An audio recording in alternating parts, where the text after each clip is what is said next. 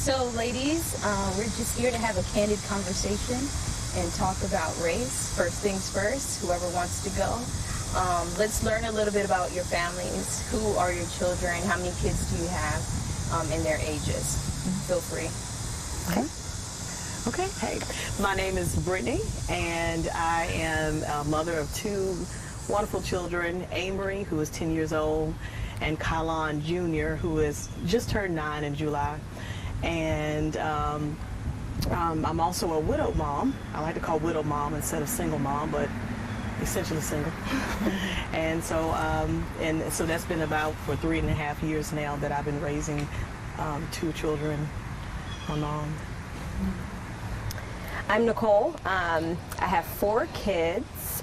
They are 2 boys, 2 girls, and ranged in ages. I have to do it this way. So Tristan, he's 8. Camden, he is soon to be 7. Who's my next one? Ella, sorry, is 5. And Audrey, she is 3. And I'm married to Daniel Rule, who is actually Caucasian. So I have biracial kids. And then Amy? I'm Amy, and I have 2 kids. My daughter, Caroline, is 12, and my son, Jameson, is 7, almost 8. We are a unique family. Both of my kids are gifts through adoption. Caroline actually has a condition, an autoimmune condition called alopecia, and so she does not have any hair. And then my son Jameson is African-American, half Haitian. And so I think together we make for an interesting bunch. Awesome, perfect. So, first question, when was the first time your children noticed race? Me and my husband were talking about this, and I can think of my second son, Camden. We were walking out of Target one day, and it was the most random thing. We were just walking, and he was like, "Mom, Dad, Tristan is brown, Ella's brown, Audrey's brown, and me and Dad are white."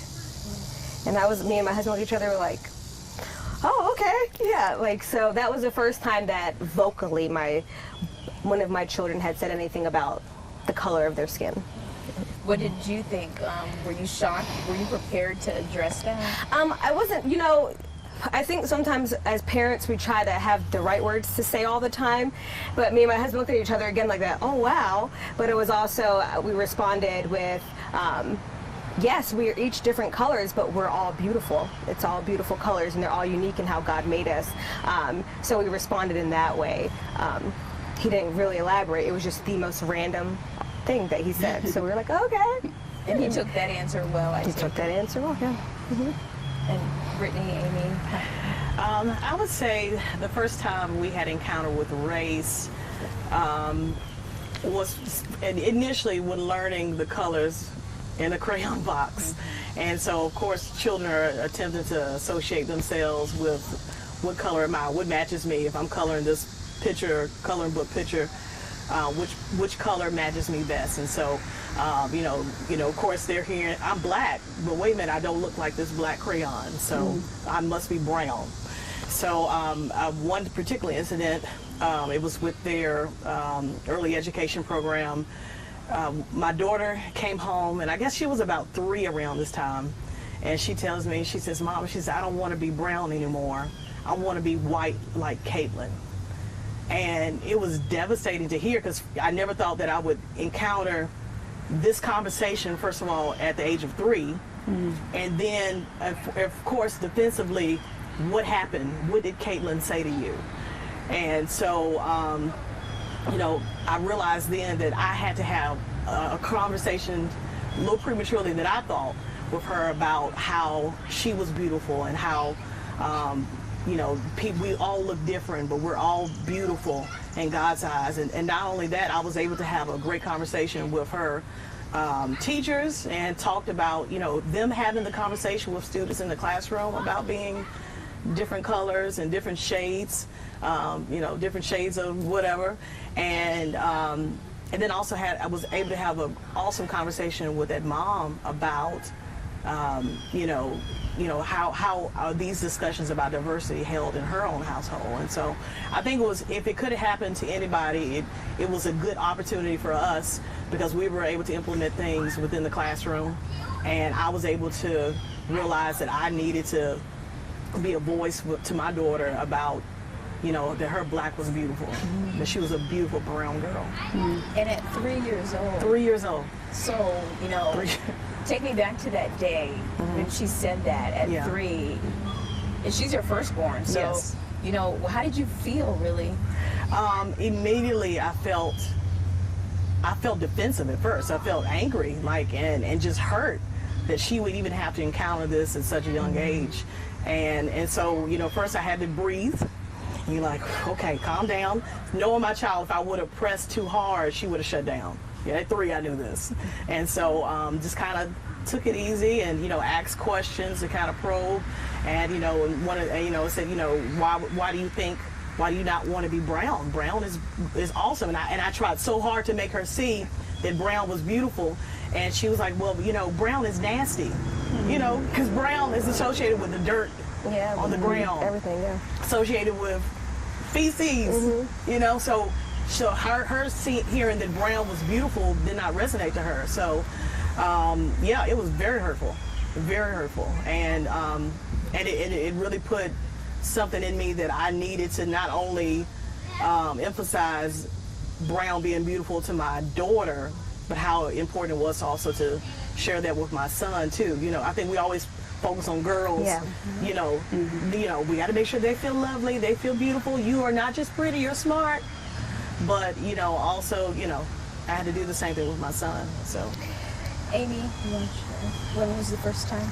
Yeah, I think with us being white, raising a black son, we have had to come at raising a black son from a place of deficit, in that we aren't black, we don't have the experience to hand him of being black. And so the way that we have looked at it is Mark and I just have put ourselves in the positions of being learners and almost as students, and we need our brothers and sisters to teach us, and we need to do the work of learning. And so I don't know that there was a specific point. For us, talks about race began from birth. Because our family looks so different anyways, we've just decided that we're going to embrace difference, and difference is beautiful. And so we have children's books about, the shades of us. And so we would talk about different cultures and ethnicities and get the books about, yes, your skin is smooth like chocolatey fudge, not dirt, that this is beautiful. And but there was one instance in preschool when I was driving home. He would have been 4, and he started mentioning something about his hand, and I kind of, was like, what's that? And the more I got out of him, the more I understood what had happened was a white girl in his class had teased him that the inside of his hand was light while the outside of his hand was dark, and that his feet were the same way. And he was really soaking that in and taking that in as we were driving home.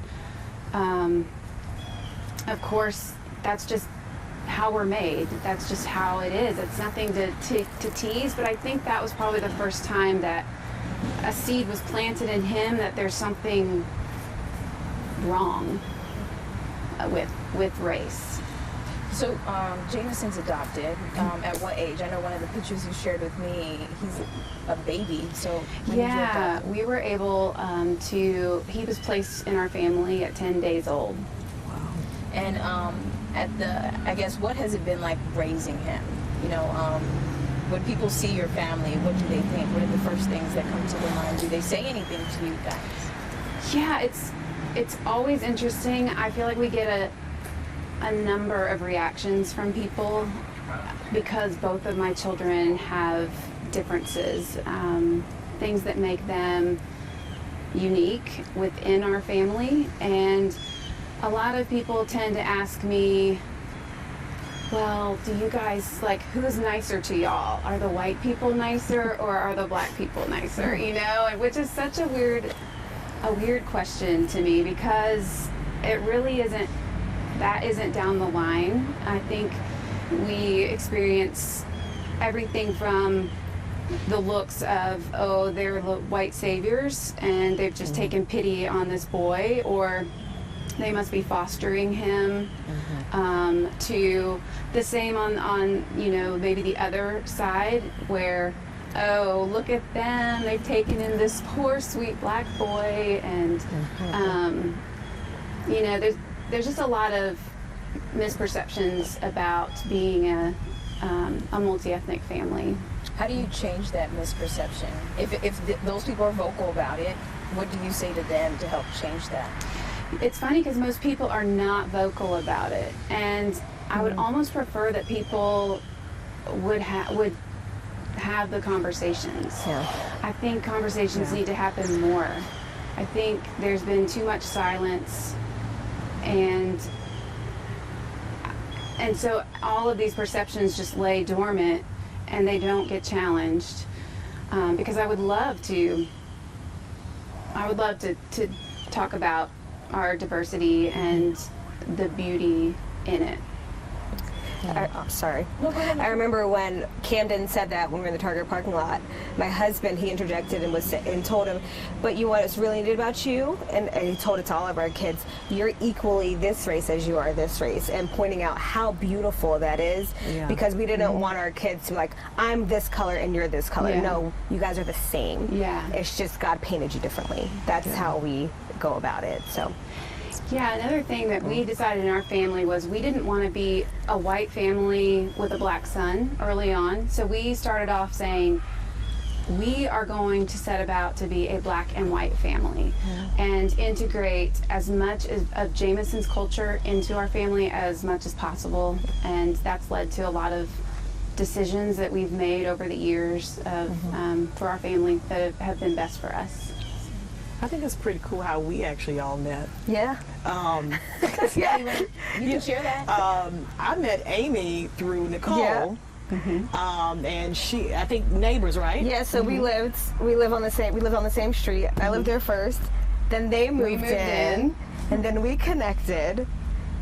And they were looking for a barber to cut their son's hair. Okay. Yes. Yeah. And because we weren't about to take him to a white person. Yeah. Was that his first haircut? Or was it because he was young? He was young, but he had already, I think he had his first haircut. Yes, but you wanted a style. Yes. Like you were like, I need, because I remember that. I remember that. I needed y'all to help me there. So that was how we all collaborated for Jameson's hair. Yes. Yeah, that was years ago. Yes. Wow. And so about that, I mean, not only are we talking about race too, but this is so off of my script, but hair texture. Yeah. Taking care of hair, you know. You have biracial children. Yes. You know, but that plays into that plays into race. So when they go to school, they may be questioned about things like that. So how do you deal with that as a parent? How do you help your children know, like, yeah, your skin color is beautiful, but your hair is also beautiful? Oh gosh, Avery we've had some times with that. So, she goes to I would say predominantly. Would you say predominantly white? Yeah. I don't know. How about this? People ask questions more. She said, I hate when they ask to touch my hair. And I was like, okay, well, you know, they don't know. I remember one day I got her to do these beautiful braids. You know, it costs to get braids and time it takes to do braids. And then so the next day, she so happened it got snagged on something, and all of it just fell out somehow or another.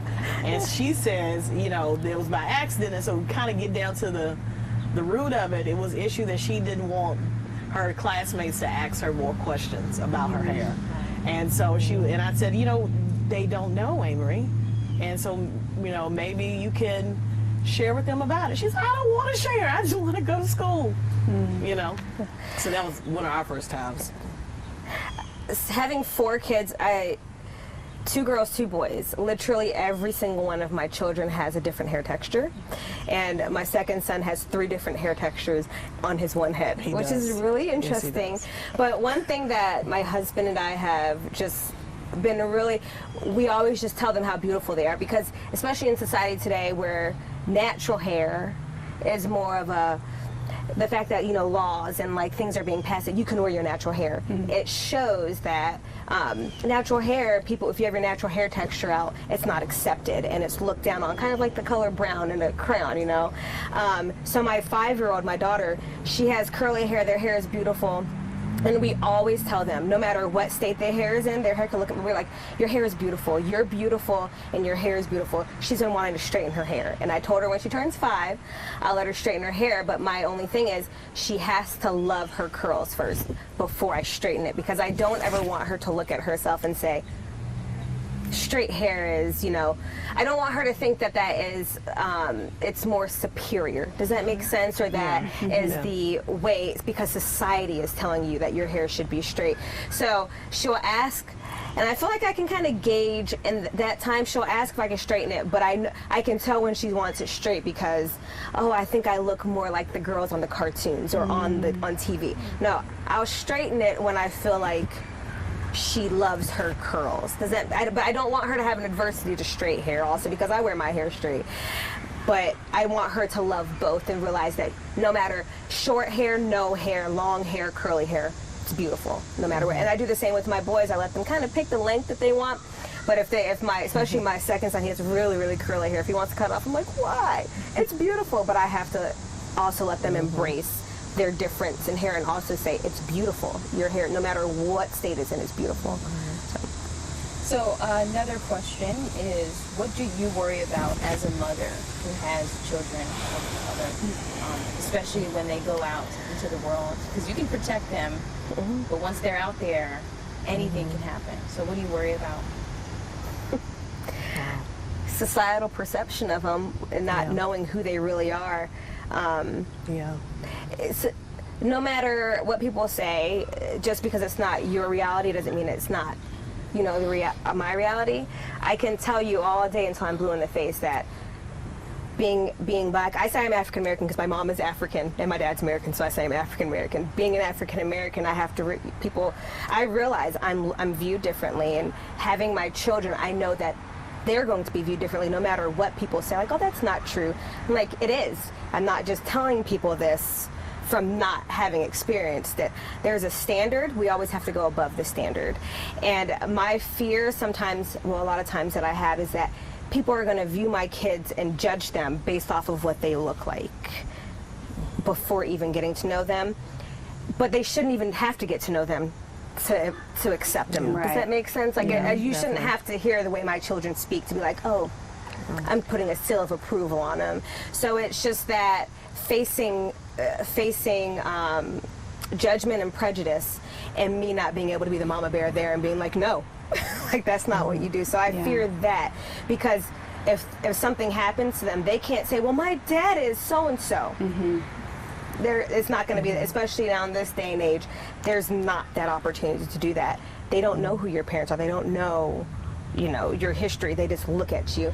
And that's my fear for my children, especially as they get older. I was looking at sorry if I'm taking over, I was looking at my oldest son, and my mother-in-law had said something. She's like, he's getting so big. And usually you can celebrate that, but I think having a brown son, I was already emotional that day, and it made tears on my eyes. So I'm like, you're saying he's getting so big as someone who loves them with your whole heart because you're his grandmother, but what society is saying is he's becoming more of a threat. Yeah. So that's that fear in me. As they get older, they're still so innocent, but the world isn't. And I'm gonna get back to you both on that question, but you brought something up. And I think we talked about this already, Danny's video that a lot of people have watched, where it's titled "To My Heartbeats," and it's a letter he wrote. The both of you that take it, or just him? He wrote. We talked about it, and he wrote. Yeah, that was his to your take on kids. it. Yeah. Did you watch it? I did. How did you feel watching it and hearing him read those words out loud? Still thinking about it makes me emotional. Sorry, because it's someone else coming from the outside. It's stuff that I've had to, these conversations have been had in my home since before we had kids, when we had kids, but it wasn't until here recently that it really started to register. Like I said, I can talk about it until I'm blue in the face, but until something happens, sometimes people don't believe it. So they'll just think you're being dramatic about being black, you know. No, that's not true. Just because people were saying, well, perception is reality, and I'm like, no, reality is reality to the people who have faced the reality. And there are things that I've spoke to my husband about, and it was both emotional to me that he had to even say that to my children, to our children, but it was also, it registered in my heart so much, because it was like, wow, you get it. You get it. But then to see how some people were like, why would you even say that to your kids? I'm like, you're being to me, and I know this might be harsh, it's negligent if you don't. And for my husband being able to now see that, I'm like, it's not just your kids that this is affecting. He's an administrator in the city, you know, and I'm like, these are the things that the children in your school and all around you are going to be facing. It's like a lifetime of this kind of that they face. So him saying that and him putting that video out, I knew that he understood a little bit, but to see the scope, because I didn't see the full thing that I didn't see what he wrote out when he was reading it, because he didn't do it near me. But to even hear him talking about going for a run, and why my husband now goes out for runs in the sweltering heat. It's just so my kids do want to run, he can show them this is when we're going to have to do it, you know. And yeah, it's like I said, it still makes me emotional, but I was so grateful that he got it, you know, in the way that he could. Have your kids watched it yet, or is he saving it? I don't know. This is terrible. I don't know if they've watched it. I don't know if they've watched it yet, but it's these things that he said in this video have been things that have been said out loud. You know, of course, being 8, almost 7, 5, and 3, you kind of have to change some of your verbiage and things, but it's stuff that we've been saying to our kids, that we've been trying to keep going, because you have to train them starting young. Yeah, so. And Amy, Brittany, if you could say, what do you both worry about as mothers raising your children? Okay, I'll go. Yeah. I think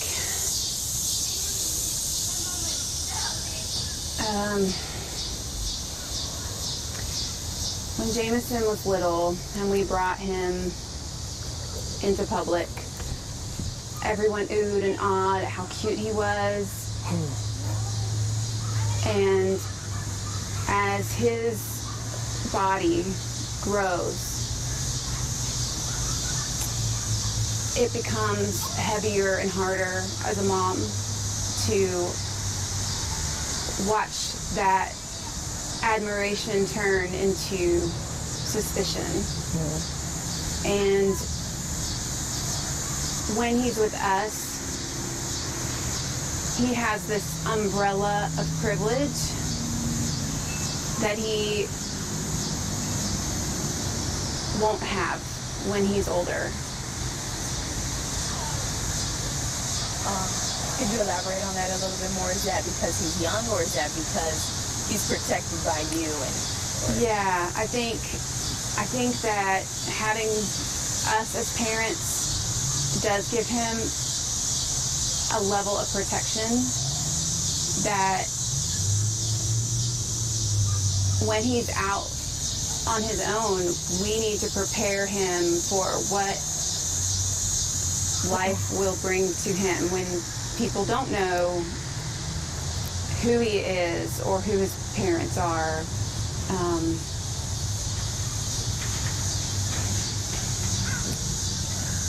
Brittany, did you want to add anything? Yeah, I think kind of what both the ladies have said already, just how will my children be perceived in the world? Will they have the same opportunities and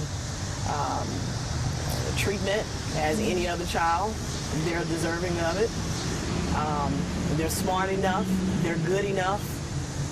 But will others see that? Will they see Amory as her bright, talented, smart, driven self? And will they see Kylan as his same driven, passionate, very emotionally intelligent person, and athletic? Will they see that all those qualities in them that I see in them? It's almost like your mother always thinks you're beautiful, but will other people see that as well? And I think I probably worry more about just will they get the opportunities that everyone else is, not given to them because they're black, but that they generally earned it. Will they have enough? And after my husband passed away, I even more became concerned. Like, okay, now I felt they were almost at a deficit. They were children who now have experienced trauma, and they also were children who are now a statistic, living in a single parent home or one parent home. So how will they be resilient and overcome this now? And so the questions, they ask questions, Mom, when will we have a 4-parent home again? When will be 4 of us and not just 3? And so in my heart, I'm thinking like it would be better if we would be more protected, at least if I had someone else with me fighting for you too. But it felt as a disadvantage to fight alone with them. I guess I don't want anyone just simply to say that they're not enough. You can go into this if you choose to, but I think the difference with all of you is that, if there ever is a situation with your children, your husbands will show up, your husbands are white. Brittany, you will show up, and it'll just be you, but for your son, Kylan Jr., like, what goes through your mind when you're thinking about that, when you have to show up for him, and someone may think differently? I am blessed to have a supportive community, and her husband is, they call him Uncle Danny, and so, and not that, here's Uncle Danny come to White Savior to save my son, but I think that we still know that we're not alone, and so the truth is though that there are differences, and so unfortunately, that is another disadvantage that my children do have, because what if I can't reach out to somebody else? And it is just me there. So, like any other mom, I won't be ready to fight. I'm going to be ready to defend my kids. Advocate. Advocate. If that's in what some cases, fight. Advocate.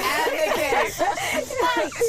Yeah. I don't plan on that. I'm not a violent person and all, but definitely advocate, push, for my kids to have equal rights. Yep. And so that's why I do the things that I do now as a parent, getting involved in my community. I'm part of the Martin Luther King Lynchburg Coalition, or City Council. My bad. I'm a part of that.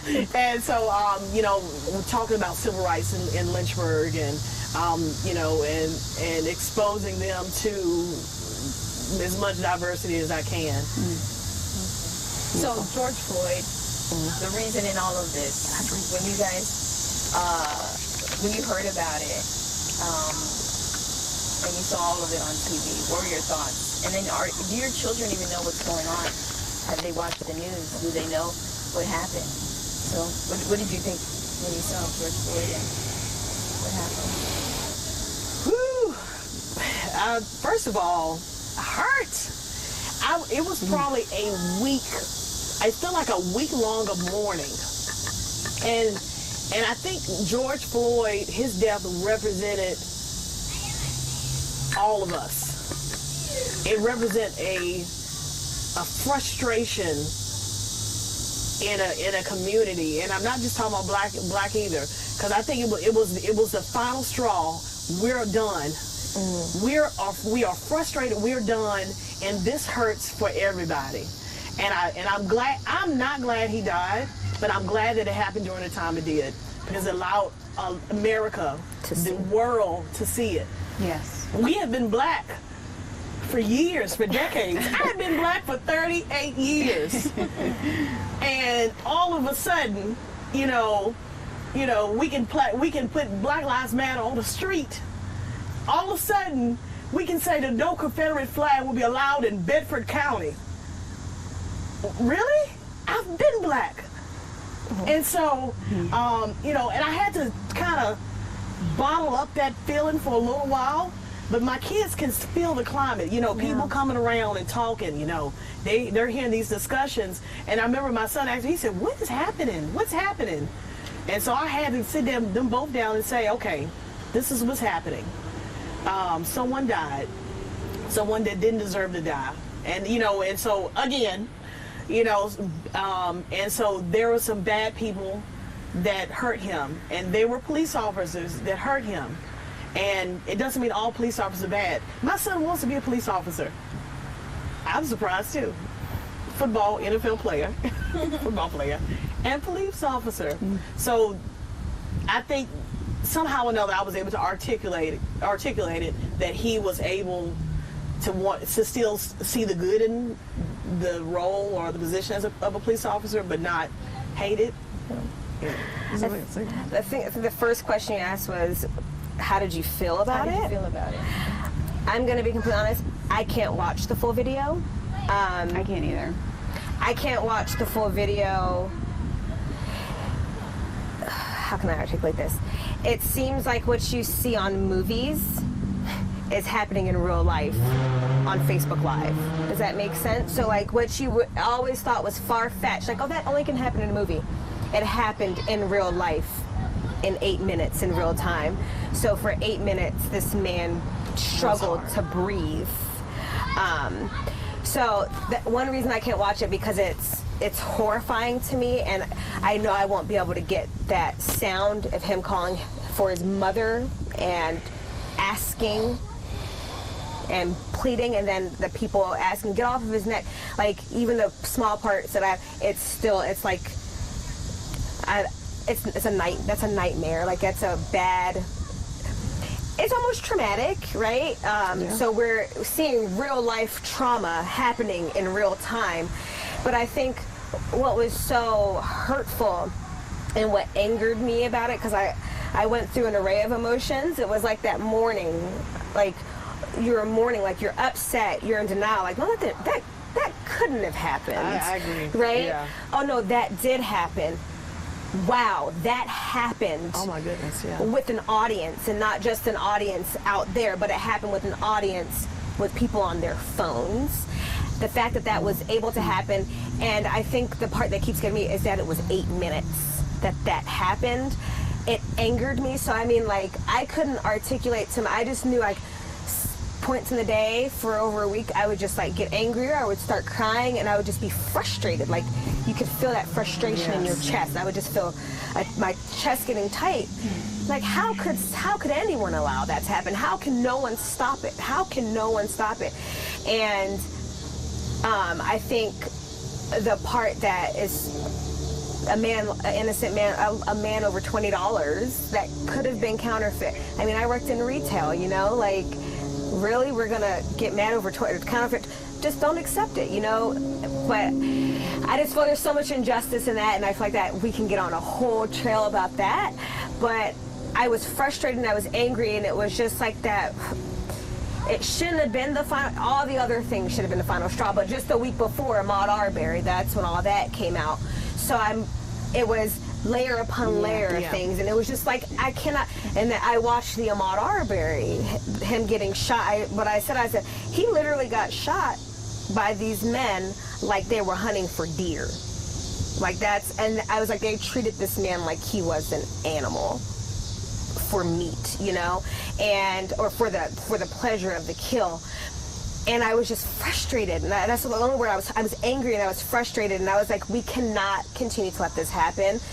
My children, how we explained it to our children kind of the same way Brittany explained it. There was a man who was murdered, who was killed, and he was a good man, and he was an innocent man. We had to dumb it down. I didn't want to show my kids the video. If I can't watch it, I know my children can't handle that. Eventually, as they get older, if that's what they can. But we had to explain it to them in terms of, it was a police officer and police officers that did this. And then you have to go back and interject. Not all police officers are bad. So the question is, well, how can you tell which ones are? And that's a question that my 50-something-year-old dad was asking me, because my niece, who is the same age as my oldest child, she just happened to see the George Floyd incident on TV and saw it happening. So my father, the man who I look up to, I'm on the phone with him for over an hour, and he's like, so have you and Danny talked to your kids about it? Well, my question is, what do you say? Because how do you tell? Because now my niece is afraid of police.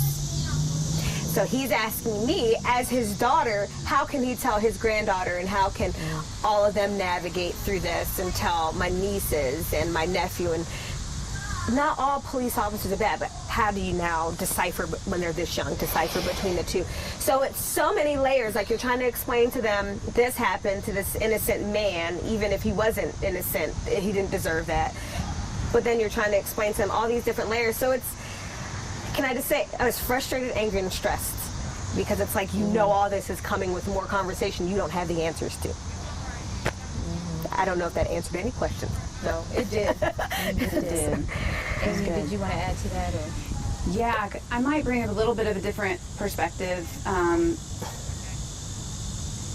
think every time a high-profile case, a murder of a black man happens, as a mom, you feel it very personally, and you are, like, we feel much of the same burden as I think those in the black community do.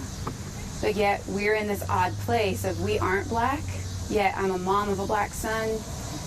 And so I think for me, seeing and learning about all of these realities and this story of collective trauma in our country that just carries on through the generations, I think I was most shook by what happened in Ferguson. And I think a lot of white people maybe that haven't lived the experience, we have like this particular one kind of woke us up to what's happening.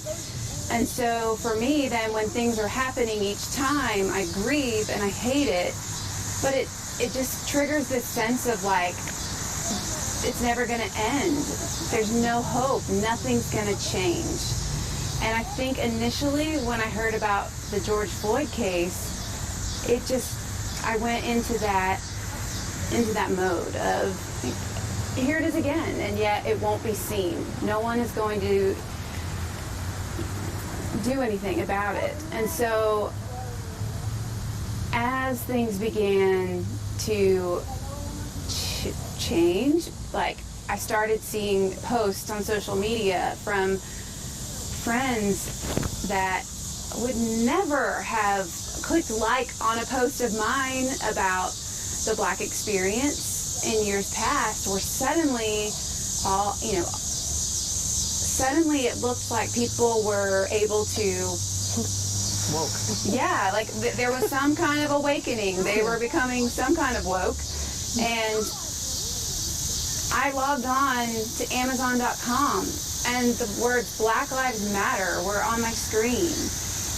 And I just started crying, because to me, it honestly felt like it was easy for everybody to just start saying this all of a sudden. That those words were just like, yeah, this is a cause I'm going to get behind now. But those words have cost so much in our life as a family. Oh, wow. I could never have uttered those words in my previous circles. And yet they're so easily everywhere now. And yet I'm also like looking around going, oh my gosh, everyone's joining protests and they're painting the streets, and is this really happening? Is this really going to produce something, some kind of change? And so at the same time, you're just feeling all of this range of emotions. But I'm encouraged to see conversations beginning to happen and change beginning, and pray that will just continue in our country. Yeah, it's going to come with frustration, right? And it's, Yeah. sorry, like, it comes with frustration, and I think the part that I don't want people to get so frustrated that it stops, right? Yes. Like, you can't, so this girl was at my house, she was like, I've been in this, it's like going to a basketball game. It was the best explanation. It's like going to a basketball game, like two really good teams, a matchup against two really good teams, and it's like neck and neck, and you get to halftime, and it's tied. But someone comes in at halftime, well, third quarter, and they want to say, so what happened in the game? She's like, no, I've already experienced the first and second. I'm in the third. Find someone else that's going to catch you up on, why I'm so hype about what's going on in the third. So it's like people are hopping in on the third quarter, but we've been in it for the first and second. We've endured halftime having to wait, and now we're back in the third, and now you're coming in on the first, and you want us to explain to you. So this is why this matchup is so good, Like, and I can see where so many people can get frustrated when people don't want to explain to them what happened in the first quarter. But I don't want people to get frustrated when they realize, you go to someone and say, so what, why is it like this? Well, child, we have a history. It's not in your history books. Let me sit down and tell you. You're not going to find a lot of, people, you got to know who you have to go to. And if I want to say, Brittany, I need you to explain to me, you're like, Nicole, I'm not that person, but let me usher you off to somebody else who can sit down and talk to you about the beginning. Come to me when you're ready to come into the third quarter. And I think that's when you're saying, like, it's almost like that, is it real? I don't want you to get frustrated with people turning you away and not saying, this is why we're upset and angry. Find someone that's going to be able to speak to you in that patience that you need, because now it's even more of a urgency to keep going. Yes. So find someone else No, great. So that brings up another question I had about how do you speak to your white counterparts? Your white friends. What do you say to them? My poor husband. I've had white friends reach out to me with good intentions of wanting to know, hey, what can I do to do better, or what am I missing here? Yeah. How do you do that? I actually thought it was a little humorous, because I feel like I had extra likes on pictures. Yes. Extra randomly shout outs. Hey, how's it going? Like, good. Side eye. Like, where we going? And then I even had one guy. It was so funny. I met him at B-Dubs, and one-time meeting, and he says, "Hey, just seeing how things are going." And I was like, "Okay, how are you?" And he was like, "Just checking in." Okay. And I'm like, "I know what you're doing. Okay, just what you want to say?" But I've had some that are my white friends that are very close to me, and just said, "Hey, what's going on? What can I do?"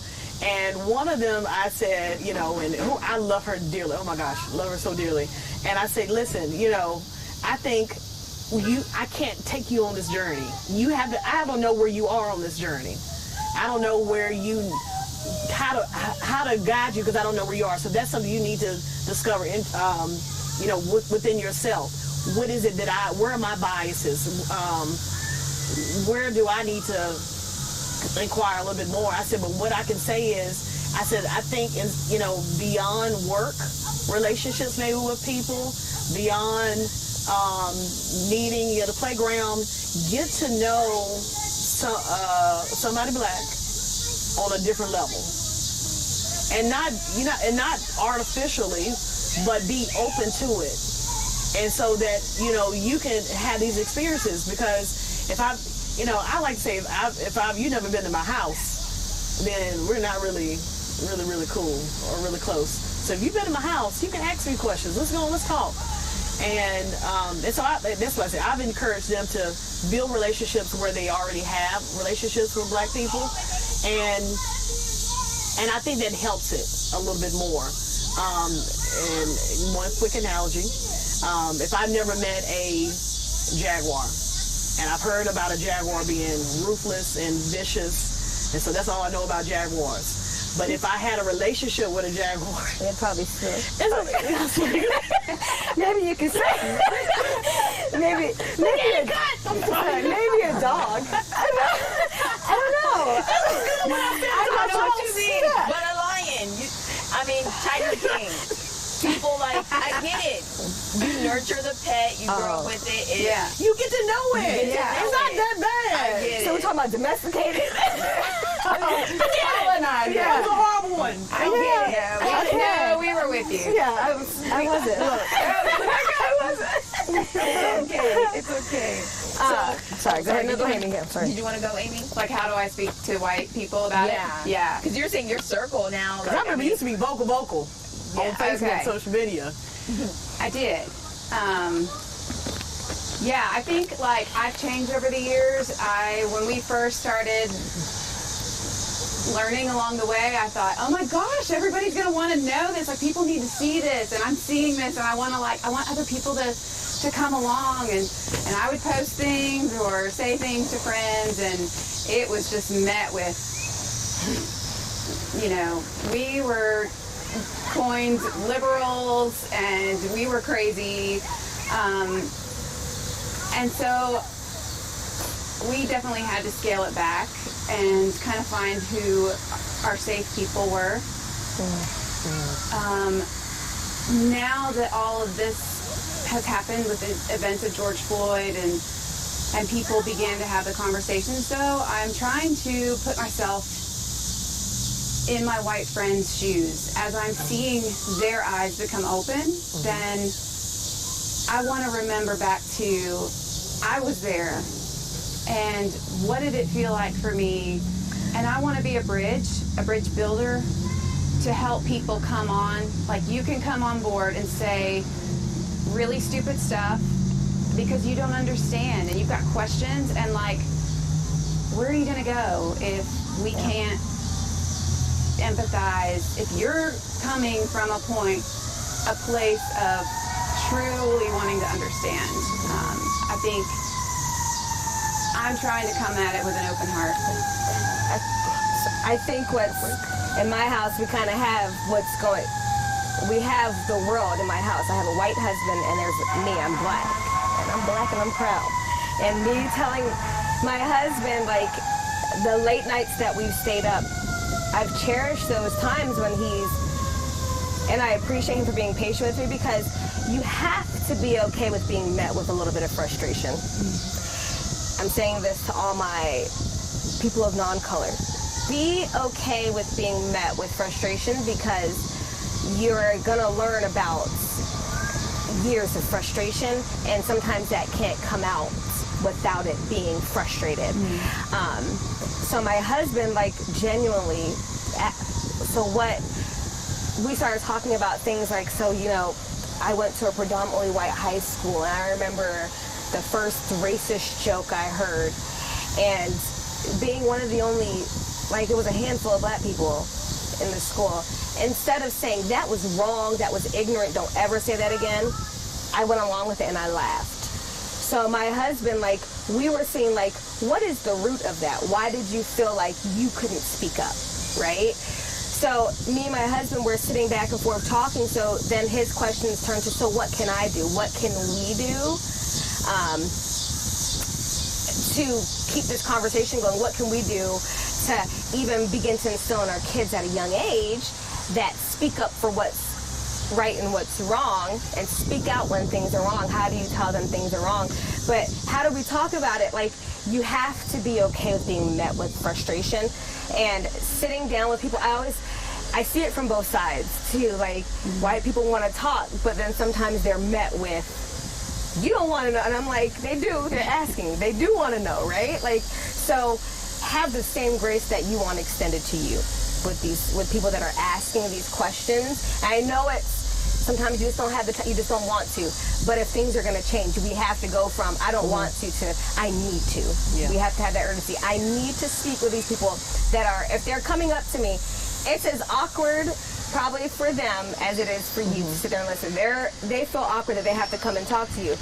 And maybe encourage them to say, thank you for reaching out. Thank you for taking the first step, you know, because I'm sitting here protesting. I'm sitting here posting all this stuff. I took the step to say it, but thank you for coming and taking the step to come have a conversation about it. And my other thing is, don't downplay people's experiences. Just because it's not your experience, just because it's not your reality, doesn't mean it's perception. It's reality. So listen with the intent to listen, not with the intent to respond all the time. I think that is one way to just go about talking to people about this, having to keep the conversations going, because if you can't have a conversation, nothing's going to change. Sorry, we have about like 15 minutes left. Oh, sorry. Okay. So some questions I really wanted to get down to really quick. One what are your hopes for your children when it comes to race and equality and growing up? Just a short, but just what are your hopes? I want my kids to see that no matter what color you are, we're all humans. We all deserve respect. There's no superiority.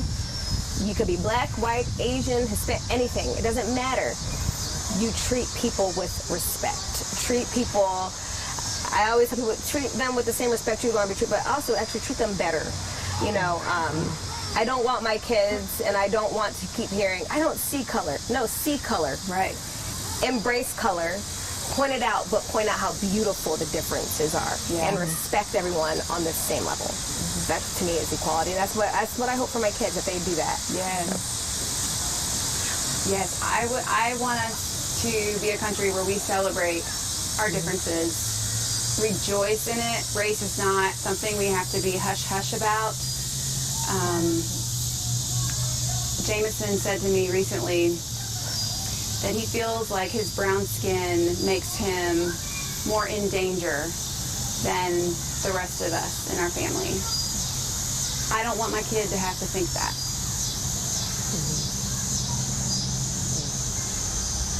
What do you say to the, because, you know, when people see this, parents, there are people out there that say they don't see color, and they raise their children that way. Yeah. What do you say to them? Like, how do you help change their mind? We need to see color, because if you don't see color, that means you're not seeing the difference. It means, I think sometimes it dulls down the different, like it makes it seem that people aren't seen as different. Does that make sense? And then if you don't see color, it's saying, what are you saying about that? So is one color the best color to see? See color, but say it's all beautiful and it's all to be respected equally across the board. I don't know. Sometimes changing people's minds like that, they've already got it. No, I don't want to see color. No, you need to see color. You see it when you're getting your shoes on in the morning. You don't want to wear different color shoes. You don't want to point out the colors. Colors are that's beautiful. The world is colorful. It's beautiful. Like, what if my husband said, I don't really see you as a woman? Like, I want you to see me as a woman. Please see it, because I'm proud of it. I love that. It's a good thing. There's beauty in your ethnicity. There's beauty in your color, right? Like, you can look at my color. I'm like, oh, this color comes from Ethiopia and America. This is beautiful. You know, this is beautiful. Sorry. And for people who, I guess, maybe this is the right word, but what are examples of racism for people that may say that they don't see racism or they don't understand it? What are examples? Can you give concrete examples? Maybe you've experienced, or your children, anything? I don't know the answer to that. Nicola, can you ask that question in a different way? What's it like being black, I guess, or, you know, as a black person or raising a black son? What are scenarios of racism that you have experienced to help someone else understand that may not call it racism? They're just like, oh, it's a situation or something happened, but they don't see racism in that particular situation. Does that make sense? So like if they say something, or like I got pulled over one time in front of my house, they didn't know it was my house. I was pregnant. And I mean, like in a Volvo SUV, fully pregnant with groceries in my car, and I got pulled over. And it wasn't one cop car that pulled me over. Like 5 came on my street, and my white husband sitting on my porch. and they're yelling. I'm sitting there like, why are you, this is excessive force. And I probably could have been quiet a little bit, but my husband's like, this is fine. And they're responding to him in kind, but then to me, real negatively. Like, I don't know. To me, I can look at that as being, you wouldn't, even how you just responded to my white husband sitting on my porch. That wasn't. I don't know if that's a good example. See, that's why I don't know, situational. I have a story. Sure, You got stories? Well, if I'm trying to think of 10 minutes. Okay. I think sometimes when it relates to professional business, and I think sometimes maybe not intentionally, but people make assumptions about people and their class status, socioeconomical status, and I think sometimes if you look at someone, you automatically, if someone of color, you may think that they're uneducated, poor, and or have this kind of, or dangerous in some kind of way. And so I think I've had experiences where I've had to intentionally want to put out that I have this many degrees, or that, oh no, I want to share my status, to put them at ease that no, I'm a good one. So those times, that's been the harsh reality sometimes of the world we live in. Yeah. And last question, I think we talked about this earlier, but that conversation with your child when they're getting ready to drive, have you thought about what that's going to sound like? What are you going to say? Have y'all had the talk? Me and my husband have had it over and over again that we will have with our kids. I haven't had it yet, but I have feared having that conversation, particularly with my son, because he's very emotional, intelligent. So if he is not feeling some kind of way, that makes him angry. He's going to tell you. Or if he doesn't think it's fair, he's going to tell you. He's going to ask why. And so and encouraging him to not go against, to go with the flow and allow the officers to do what they're going to do and not question. I do have those concerns because I don't want to silence him. I don't want to change his personality, his character. But when is the appropriate time to voice your opinion and be like, I don't like this. And so I'm working on that now in a different way. I have not fast forward all the way to driving yet, but I have to say, okay, listen, when I say something, this is what's going to have to go. So these are elementary things. I think we can talk about it now, but until we're actually in that seat, it kind of, but the reality, I know having my two sons they're back to back. So my older son, who is brown skinned, he's going to be driving first. And it's a conversation my husband and I had to have. It's just point blank. My son, who looks more white, we have to have a conversation with both of them saying, Camden, don't you ever put your brother in a situation that can get him in trouble. Anywhere you are or where you're driving, you may want to do something, but realize you're looked at. It sucks that we have to have these conversations. So you actually have said that. We have to say it. Like, did you that? This is we've told some family members, like they've done something like, you can't do that with our kids. But these are the conversations we have to say to tell our sons, because the reality is, where my son, who is more fair-skinned, he'll get away with something that is the same penalty, the same thing he's done, but it's a higher penalty for my oldest son, who is more brown-skinned. So these are the things that we have to have we're going to have the conversations with, just so they can see, yes, you guys are equally the same color, but God painted you a different color, and the world sees you a different way. So don't do anything to endanger anyone else. And any other child that our kids, I feel like we have to let other families know, you are responsible for my child. Your child has a responsibility to my child to keep them safe, not just by obeying the speed, but by obeying the law and not getting in trouble. Because if you're white, most times, how you're responded to is different than the brown child in your seat. Sorry. No, Good. You're good. My mind just went blank. What are we? The question cars. of how much time? fine. Okay. We can go on if you The need time of, what that conversation with your son. Yeah.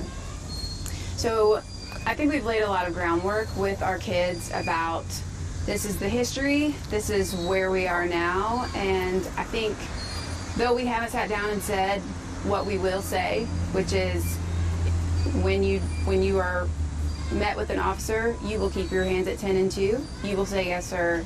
You will live. We want you to live.